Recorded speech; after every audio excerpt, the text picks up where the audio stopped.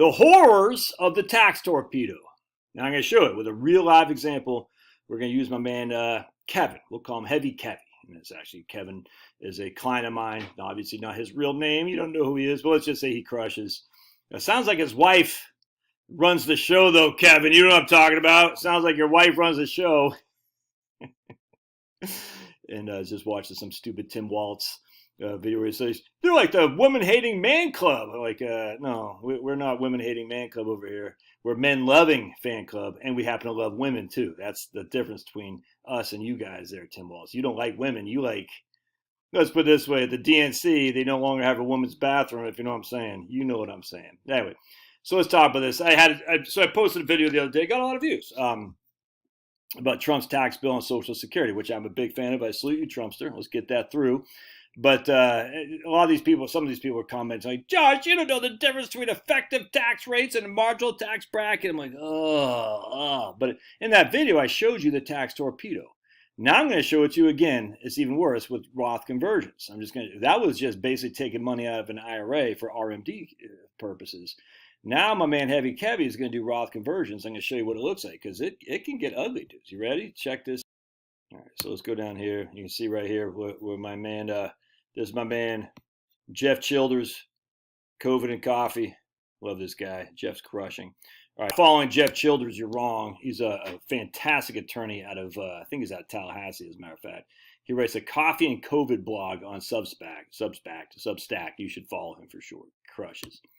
All right, so here's my man Heavy Kevy. You'll see these guys between he and his wife, $72,000 of Social Security. Yeah, how does he have that much? Because he's over 70 and he didn't take Social Security until 70. So between he and his wife, they got 72,000 schmackaroonies. He's got about 16,000 RMD. All right, so he's old enough to take some RMD. He's got a little bit of dividends, a little bit of interest, not much. But of his Social Security, you can see 72,000 Social Security benefit. Only 17 is subject to taxation. All right, so he's got basically $100,000, give or take, a little bit of capital gain.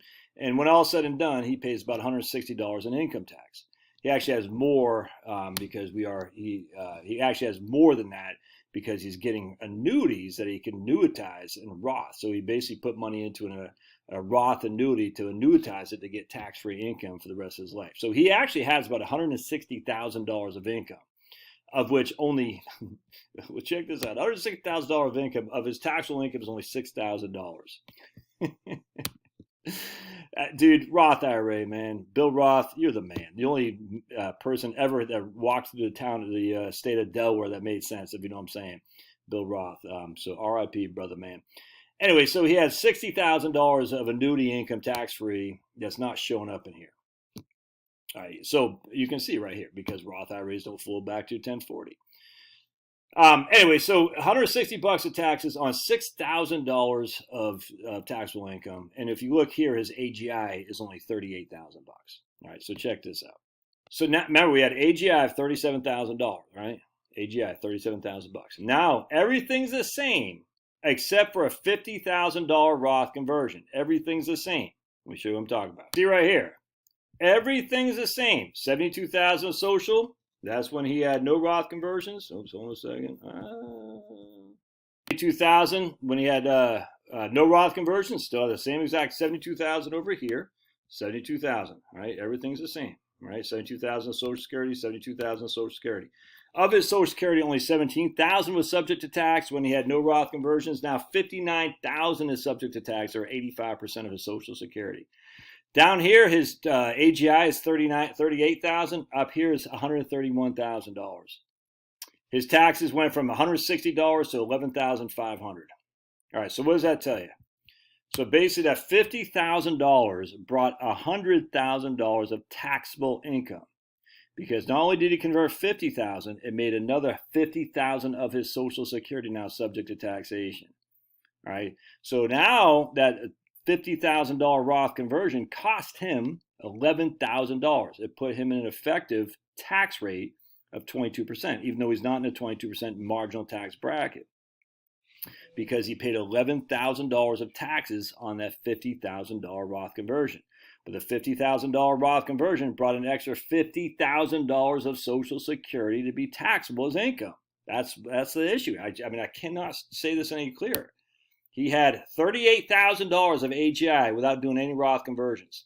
Now with a $50,000 Roth conversion, he has $131,000 of AGI.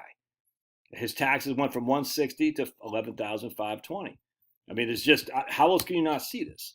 So to convert $50,000 costed him $11,000 of taxes and essentially a 22% tax hit.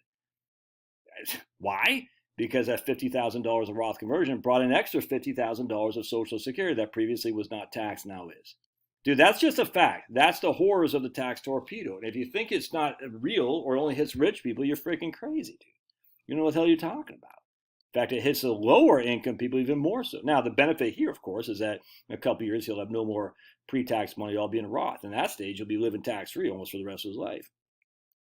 But this is why you want to do these Roth conversions, ideally, before you're on Social Security, to avoid the horrors of the tax torpedo. All right, love your thoughts. God bless. Don't forget to fondle down below. Fondle the like button. We'll see you.